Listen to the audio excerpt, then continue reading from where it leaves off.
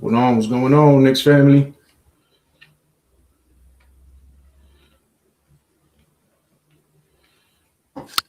Just gonna give you my thoughts on the summer league. How it's gone down so far. You know how things been looking. Um, just different thoughts about first game, second game, and so on and so forth. Um, you know, just waiting for some people to jump on so we can stop politicking about New York Knicks and what we think about, what we have for the future, what the team's been looking like for the past, couple of games in the summer league. Obviously, this is not, what we're going to see when the season comes, or things that we can look forward to. But you can still get some nuances, some how can I say, some glimpses of what can happen. We're going to talk about, obviously some of the players. We're going to be talking about Quick. We're going to be talking about Obi, Sims. Sims has looked great during his first two summer league games. But I just want to keep in context that this is summer league. Summer league is just that, summer league. So these kids are getting they're getting put in positions that they've never been before, just to see how it looks, just so they can have the coaching staff can gauge how it looks, and they can assess certain attributes that if they can put them at a certain spot when the real games count. If they can't, what are their strengths, what are their weaknesses, and things of that nature.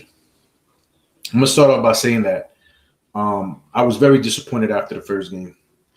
I was very disappointed. The offense looked out of whack, and it didn't look smooth. There was some things left to be desired on defense, which is the staple of our team. Defense is the staple of our team. Don't get that twisted. That's the way it is. That's our MO, defense first. So it was kind of bothersome that the defense wasn't up to par. But I do have to tip my hat, give credit to the Toronto Raptors. The Toronto Raptors is an organization that's built on development. That is their MO. They're a team that develops very well players in their G League system, in the summer league. Anywhere there's development, they're tops in the league at doing so.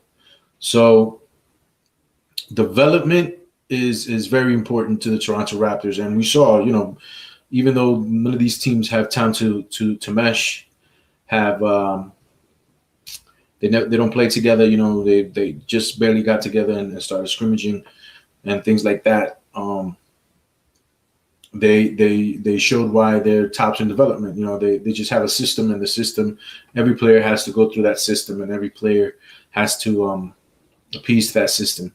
So what I'm going to do is, what's going on, Foxy? What I'm going to do is I'm going to put this in the chat in case any of you guys want to come on and chat with me.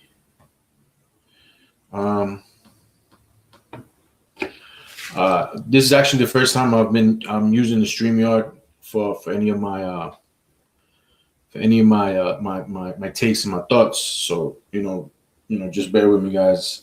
I really have not used the StreamYard, have not used Zoom or any other platforms that are used to get on and chat with you guys. But I'm decided to do this just to see if anybody wants to jump on and go back and forth with some takes. Now, going back to the game, it was really night and day. for one particular player, and I'm going to start it off with Emmanuel quickly. The first game, I was very, very disappointed in Emmanuel quickly. He didn't show, the point guard play that I was hoping that he would show, being a veteran. He kind of looked like he was trying a little too hard. But even though the numbers at the end of the game didn't show that, I think he had like 13 points, 7 assists, so on and so forth. He had pretty good numbers, right? He didn't show me anything that I can say, okay, I could use this guy at the point. You know what I'm saying, at all. Like I was saying before, a lot of other things, the defense, the offense didn't look too smooth, but you can also put that towards, not being able to play with each other, not having the time to put in and things like that. But when you are a good player, no matter what, you stand out, and he didn't really stand out to me yesterday. It was a real up and down game from him. He wasn't his usual self. And things like that happen. Sometimes you come into the game and as a player, and sometimes it's not your night, right? You don't play well, and then you come back and you do what you regularly do. You become the player that you're known for. So that's basically what happened quickly today.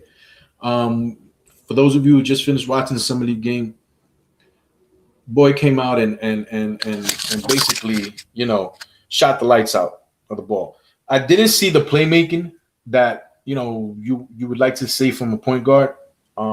Even though he had his 7 assists, I guess he was seeing people, but you usually see there's like a knack for playmaking, right? Somebody usually as a playmaker has that point guard ability, that vision, and usually it jumps off the page at you. In this certain instance, it doesn't really jump off the page at me when he gets these assists.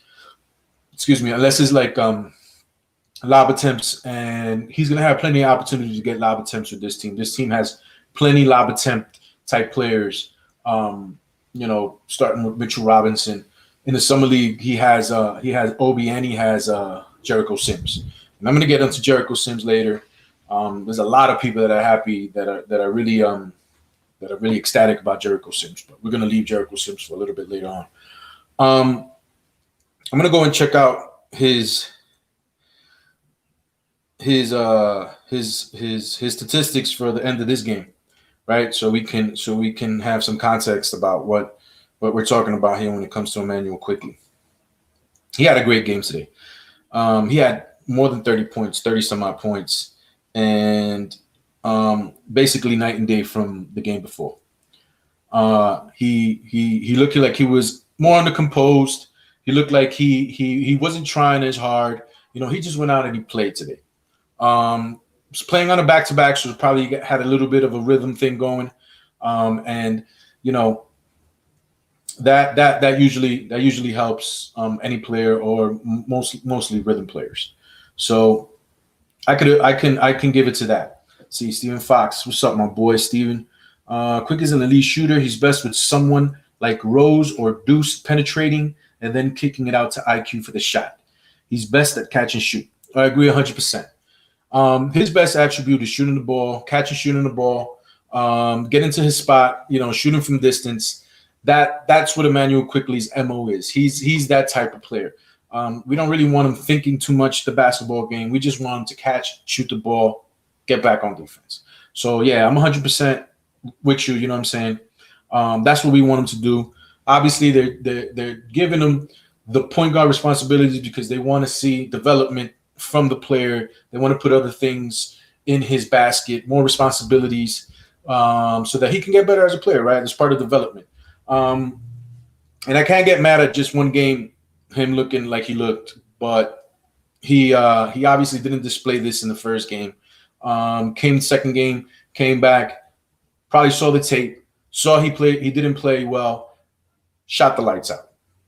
Really shot the lights out. And that's all you can ask for these players, that they come in, they do the work, and they get better at what they didn't do the game before. So Emmanuel Quickly, Manuel quickly had 32 points today in a summer league game. You know what I'm saying? 32 points is a lot of points in the summer league game. He had 2 steals, 1 turnover, 8 assists. Great turnover to assist ratio. 8 assists to 1 turnover. That's awesome. 2 rebounds, 6 for 6 from the free throw line. That's another part of Quickly's game. Excellent free throw shooter. He gets to the free throw line, it's basically lights out. He went 4 for 12 from the three point line, 33.3%. He needs to up that a little bit because he shot around that last season. As much as of elite shooter that we think he is, he really hasn't shot, what he should. I think he should hover around 38% as a 3-point shooter. And the field goal attempts, he went 11 for 21 for 52.4% from the field goal, which is great. 32 minutes he played. So really, you couldn't ask anything more of a player coming off a bad game. Basically, the leader of this team, him and Obi are co-leaders of this team. He came, played a great game. We got the W. Let's see. IQ and Grimes turned down mid-range opportunities all game. I saw Grimes turn down a lot of opportunities. I don't know why. I don't know if it's like has to do with nerves, but I think IQ is more of design. I think he knows he can shoot from distance, so he wants to do something else compared to Grimes, where I think the game he's just thinking the game and stuff. Doesn't know if he has enough space to get up the shot, but his shot looks really nice. I like his shot. I think Quickly's like, yo, I know I can shoot it from the logo. I know I can do this. Let me try to do something else. Let me go into the lane. Let me try to find somebody. I think it's a little bit more about design. So in those aspects, I really do want to see Grimes though just catch and shoot too. Like just catch, shoot the ball because he has a beautiful stroke. He doesn't have the blow by speed that I guess I would like. Or he hasn't shown us yet that he has that blow by ability. But I would really like to see it because once he has that 2 dribbles, get into the mid range, lift up and shoot, he's gonna be a pretty nice player, man. And I see what he can be in the NBA, and I dig it. Yeah, I somebody mentioned to me Danny Green. I can see that. I can see the 3-and-D in him. Just gonna have to give him time. He's just getting his feet wet. It's gonna take a year. But this is what I think he can turn into. That's why he was a 25th pick. Agreed. Like if he was a lead at blow by speed, if he was a lead at other things, we're talking probably about a top 20, top 15 pick. So we were able to get an asset, move down, and able to take Grimes. But I think we're okay.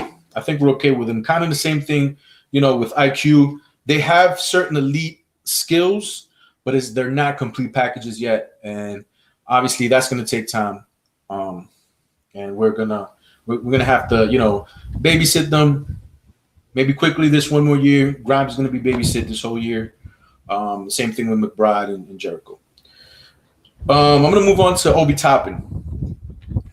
Obi last game had a good game, scored over 20 points. The thing about Obi is I don't see the buckets coming for him easily. I see him working too hard to get his buckets. And I think that has to do more with point guard play than Obi himself. Obi is a person that really needs a point guard so he can show how many points he can score, where he can get the ball, different aspects of his game. He really, really, really needs a point guard to get him in those spots, and Hugh just can be the finisher. So, he had a great game last game. Didn't get the W. He had another good game this game, scored 22 points, 5 turnovers. Now, 5 turnovers, that's a lot of turnovers. He needs to get way better with the ball. He needs to I think that's where he starts thinking too much when he goes to his secondary moves or his third moves, because he has great vision. I can see that he sees the whole floor. So he has great vision, But when he goes to his secondary moves, when he gets cut off, he can kind of like get caught, get the ball stolen from him, things of that nature. So he has to clean that up a lot. 5 turnovers to me is way too much for a power forward who's not getting you any assist. 5 turnovers to 2 assists, that's horrible. I mean, that's horrible. So he has to clean that up. This guy's not somebody that's going to get you 4 or 5 assists a game. So there's no reason why he should be getting 5 turnovers a game. It's just very sloppy play. He grabbed 9 rebounds today, shot 3 for 3 from the free throw line, went 3 for 6 from the 3-point line, which is an uptick from last game. I mean, I think this is the player that he wants to turn into. I think this is the player that Tom Thibodeau wants him to be. They want him to be able to stretch the floor. They want him to be able to shoot the ball a lot. So she's trying to work on that. I don't know how I feel about that. As somebody who's trying to analyze the game, I'd like to see Obi get into the teeth of the defense a little bit more post ups. I don't know if he's strong enough. I don't know why. But that's what I would like to see from him. But I don't mind him shooting the 3-pointer. Just not as much as he does it. Like standing in the corner waiting for that shot is not my type of. It's not what I would like Obi Toppin to do. But if that's what the team wants him to do, if they want him to stretch out the floor and be able to shoot the 3, that I guess that's what their the development team is looking at from him as a player. Obi's handles are hurting. Yes, and it looks like he has, like, the flow of his handle is not ugly per se. I don't think he has ugly dribble or anything of that nature, but yes, he does need. It's tightening. He just needs to tighten it up. He's not a guard. Probably his whole life he just grabbed lobs and putbacks and runouts and dunks and all this type stuff that he does very well. But handling the ball is not his thing. And you can see it when he gets the ball at the top of the rim, he's looking to the side. He's looking for another player to cut for him so he can hand the ball off, roll, get to another side of the court and set up there. Obi's defense will keep his minutes limited. Tibbs won't tolerate his lapses, bad closeouts, etc. I agree, man. Like his defense, it's gotten better from day one. From the day that he jumped into the league, it's leaps and bounds better, but it's still bad. It's still bad defense. I think it has to do a lot with his strength. It has to be his lower body is not strong enough because you can see if his upper body, his shoulders, he's a pretty built guy, but his legs are a little skinny, which is an attribute that you see from a lot of jumpers, right? A lot of people that have a lot of spring in their legs have very skinny legs, and I guess that's why they're able to spring. But I've seen it time and time again. These types of players have skinny legs, so maybe they have a lot of jumping ability, but not enough power in the lower body to stay on the post or to pin somebody on their hip and post up and that stuff. Very few players have that elite skill to do both jump high and have enough junk in their trunk to be able to get these layups and stuff. So this is something that Obi has to work on. Obi has to work on these things. Turnovers is an indicator of that he's not that guy to have the ball or handle the ball or stuff. But I can see the vision. He had another good game, I guess, from a point standpoint. Somebody that you can depend on, I guess, in the summer league to give you those 20 points per game, right? And he just needs to grow. Luckily, we have Julius in front of him, so we don't have to depend heavily on Obi Toppin. But he just has to come in and give us energy when he does come in. Give us those highlight plays, play tough defense as best as he can, rebound the ball, do the little things. This is what we need from Obi Toppin for him to have success and really not ask much anymore. Constantly watches the ball and not his man. Yeah, he does that a lot. He has to focus more on because he's not an elite passing lane steal guy, right? It's not somebody that you can that I say, all right, he's going to get into the passing lane, he's going to steal the ball. So he has to focus on his defensive assignment and just not let his defensive assignment not get past him. The best scenario for the Knicks, he plays well, increases values, trading for a player like Sexton. Could be. Could be. Now that we have Julius for 4 years, I mean, this is not productive to have a rookie on his rookie deal, being in his second, being in his third, where you have to re-up him. So yeah, he has to up his value. He has to maybe play some three.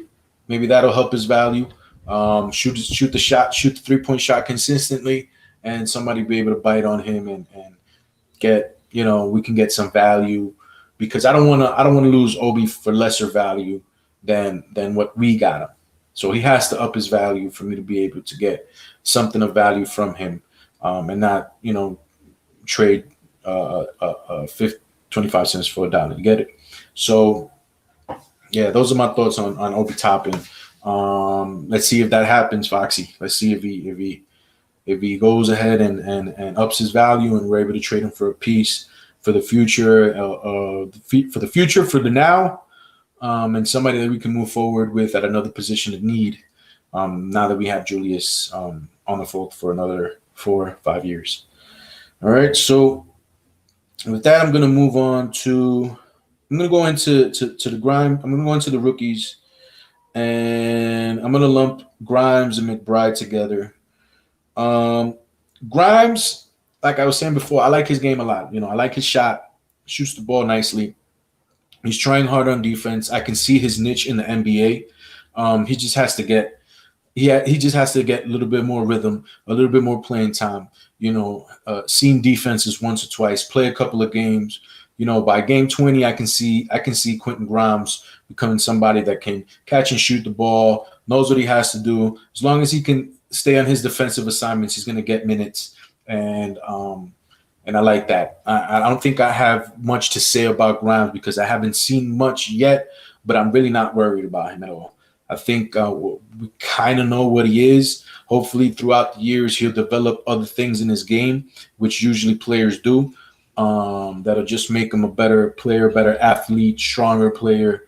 But 3-and-D, I think it fits him to a T. I already see it when he does do the things correctly. I see it 100%. Grimes has issues with length, strictly as shooting guard. I think so.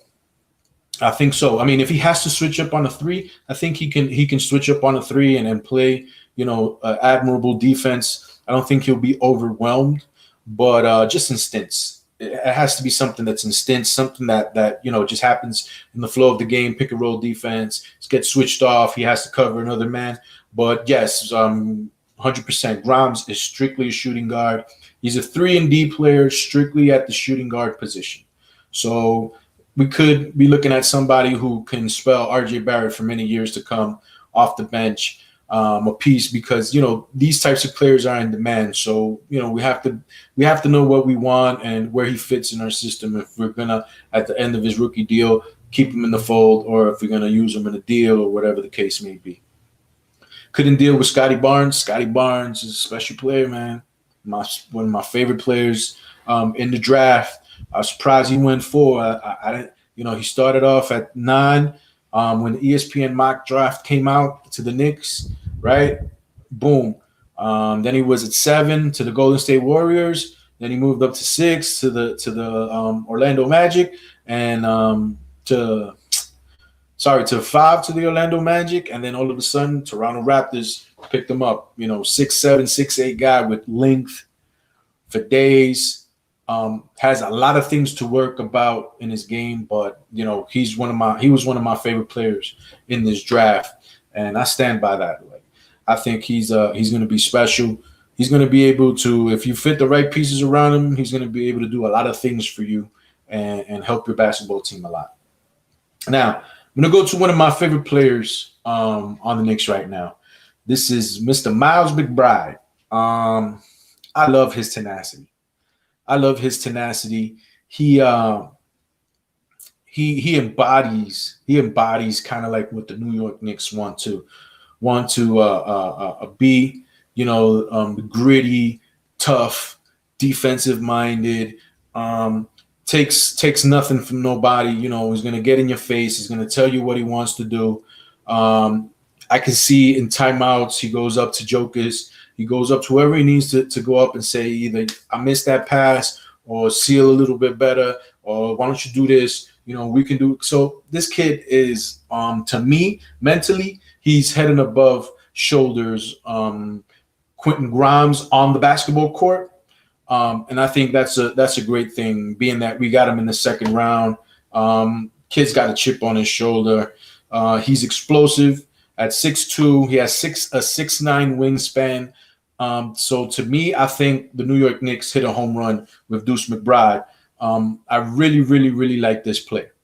This player to me is going to be able to come in on his defense alone and probably get minutes.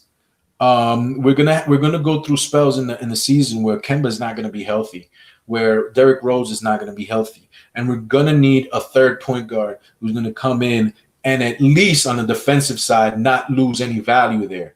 Offensively, obviously the game might be a little fast for him. He's going up against a lot tougher players.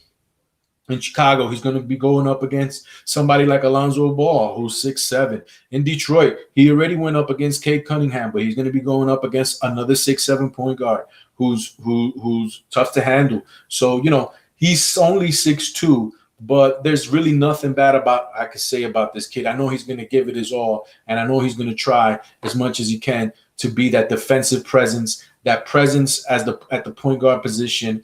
And I think he can do it in the summer league. He's playing a lot of two guard because they're the experiment, with Emmanuel quickly and this and that. But I can see 100% he is a point guard, no doubt about it. And I love his demeanor on the court. Like, this is one of the players that I can get behind and say, I'm going to ride with you, do your thing, try to be the best player you can be, and we'll take it from there. Stephen Fox, I love Deuce. Yeah, man. You're speaking to the choir here, man. Like I'm part of that Deuce hive. I really like his game, man. I like the spunk. I like players with spunk, defensive ability, and not afraid to take the shot. He's not afraid to shoot the ball, which is important. So as long as you can play defense and you're not afraid to shoot the shot, and if you're mentally strong, you're able to play the point guard position from the get, which I think I see this from him already. I'm glad he's on the team. He's strong, can handle contact and finish. Great mid-range game. Great mid-range. 1-2 dribble, pull up, shoot it, money. He has a 3-point basket in his pocket as well. He's already had a couple of and ones. The last play of the game today, cut to the rim, went up, boom, banged it. So, being 6'2", the kid could get up. He could dunk the ball. There's a lot of things to like about Deuce McBride. One point, Deuce was playing with Luka and Rokas. Yeah. So, they got to find. I think Tom Thibodeau is going to find minutes for this kid. Like I said before, injuries is going to come into play. He's going to have to play some minutes, and I think he will not disappoint. There's going to be a lot of people happy that we have Deuce McBride on our team and he's not anywhere else. So, I'm not saying that he's the point guard of the future. I won't go that far as to say he's the point guard of the future, but he's a very nice piece to have. Even if it's coming off the bench, he's a very, very nice piece to have on your team, because he's going to bring that defense. He's going to bring that toughness. He's not going to take anything from anybody. And when the other team comes, he's going to lock you up. So yeah, Deuce McBride is somebody that I like, man. And hopefully he'll just get better as the time goes by. And the last person I'm going to talk about is, hold up, before I do that, let me get the numbers for these guys. So Quentin Grimes had 6 points, had 1 turnover, had 4 assists, 6 rebounds, 2 for 6 from the 3-point line for 33%, and 2 for 10 from the field goal percentage. So that's 20%. Not very good shooting numbers for Quentin Grimes. He really has to get better at that. His rebounding is okay. He passed the ball around a little bit. 5 personal fouls, so he's fouling way too much. He's using his hands way too much instead of moving laterally. He just has to get better. He handled the trap better than DSJ. Yeah, thankfully DSJ is not a New York Knick anymore. It's just mental, man. Like I think it's just knowing these types of things. DSJ just physically was just better than a lot of his peers, so he didn't have to learn a lot of things. But when he got into the NBA, that wasn't the case anymore. So his elite athleticism didn't play a part of him going to the NBA. And Deuce had 14 points, 1 turnover, 1 steal, 1 assist, 3 rebounds, shot 2 from 3 from the free throw line, shot 2 from 3 from the 3-point line, 5 for 7 from the field goal range for 71%. Deuce had a great game. Yeah. I mean, I saw it. I'm now reading his numbers. There's not really much to complain about. Probably his assists could have gotten assists, a lot more assists, but it's not really playing point guard. They're putting him off the ball a little bit, and he's just picking his spots. And the last player I'm going to go around with is Jericho Sims. Now, Jericho Sims, and I'm going to give you his numbers in a minute. Jericho Sims, he's 24 years old, right? So does he look more physically imposing than his peers right now in the summer league? Yes. Can that be because of his age? Yes. I think at his age he's more physically developed than a lot of his peers right now, and you can see the strength, the athleticism. These are things that do pass on to the NBA because athleticism is athleticism. Nobody can take away athleticism. Strength is strength. Nobody can take away strength. But they're going to be players that are going to be as athletic and as strong as Jericho Sims. Where in the summer league, they're not players that are that athletic or as strong as him. So he's able to physically impose his will on the basketball court. What I've been really, really impressed by with Jericho Sims is his composure. He has a lot of composure when he gets the ball. He looks around, see if he can make a move, see if he needs to make a pass, which was something that when he came into the NBA to the draft, it was something I was worried about because when he was in college, a lot of double teams, a lot of turnovers and stuff like that. But these 2 games, he hasn't shown that. He's been composed and he's been doing the right plays so far in these 2 games. Impressive footwork, more advanced than Mitch, who has been in the league for 3 years. It's looked good. It's looked really, really good. He's shown, like I said, composure.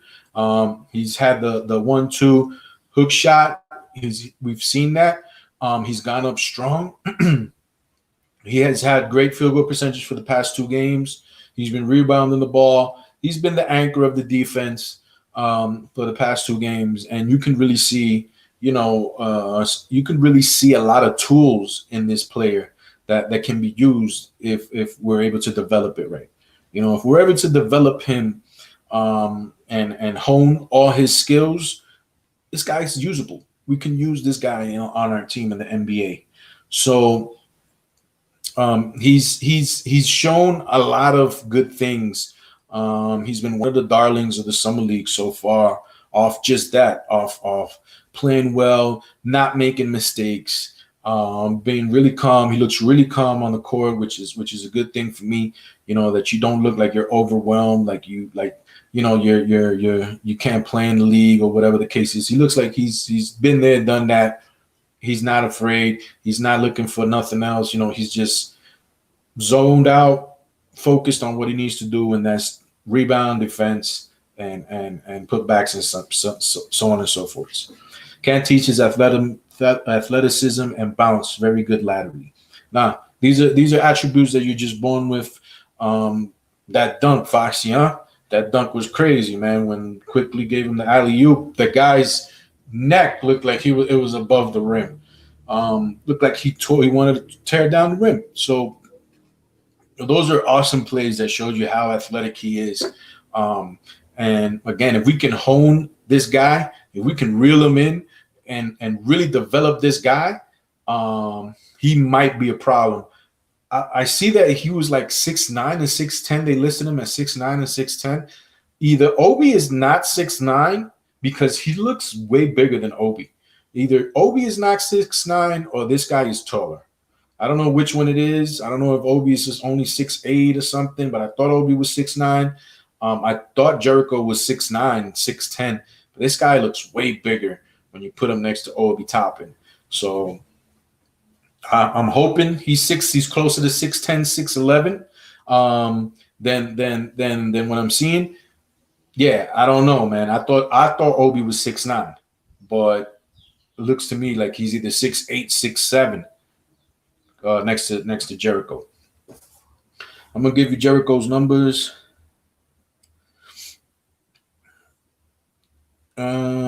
Jericho had 8 points, 1 steal, 9 rebounds, shot 0 for 2 from the free throw line, no 3-pointers, and went 4 for 4 from the field for 100%.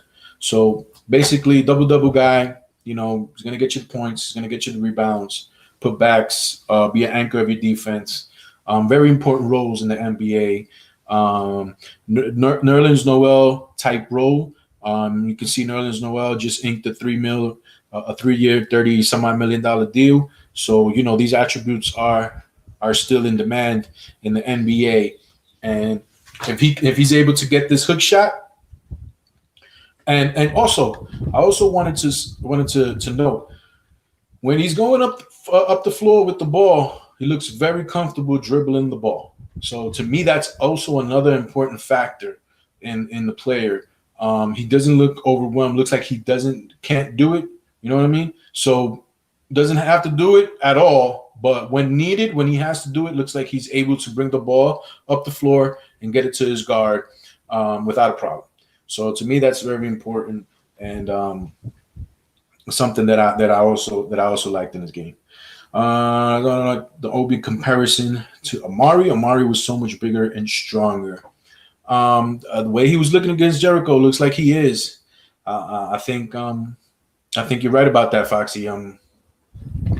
He needs work, man. He needs work. I hope we see some good things this year from him. But just on the vision of the whole team, how the team is constructed, it looks like it's a piece that's redundant.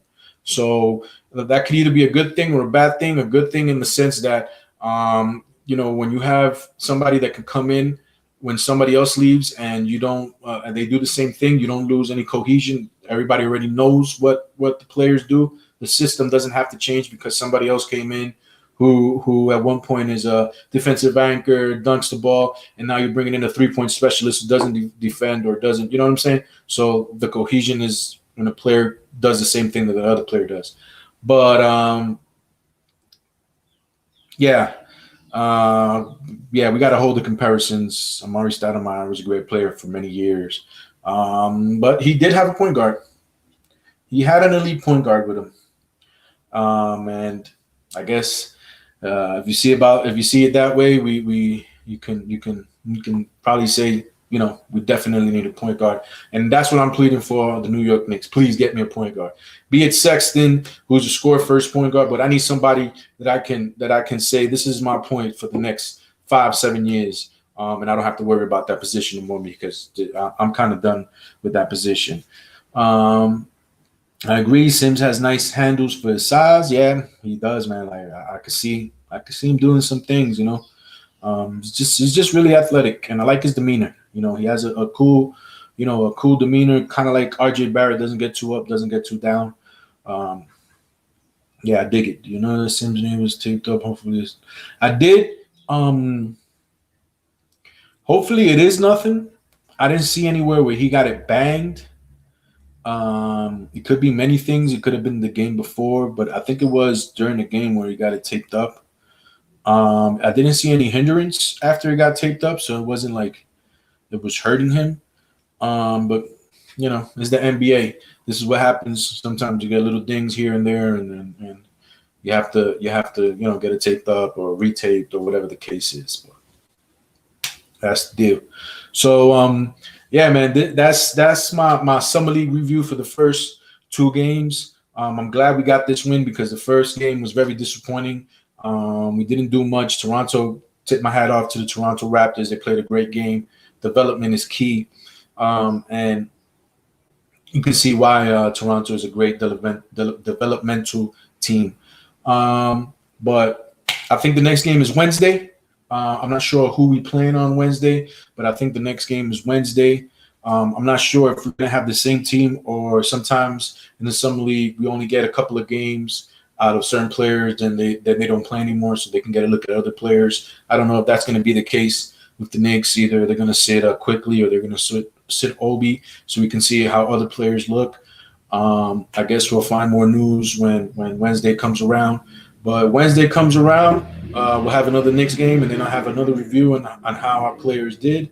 But until then, man, I want to say thanks to you guys for tuning in. Thank you, Foxy, for the chatting, for the great takes. And I'm probably gonna start doing the live with the StreamYard more often, so other people can get on and we can go back and forth with takes and talk about the Knicks. But for now, I'm gonna head out, man. Thanks for tuning in. Go subscribe, please. Like, share the channel so we can grow. Hit the like button. It's very important. Subscribe is very important so we can get out there. And hopefully, Knicks games come sooner than later so we could talk about Knicks, the real games, how we looking, how coaching staff is looking, how the players themselves are looking. And that's how it is. Eddie C, the basketball zombie. We out, fellas. Take it easy. Peace.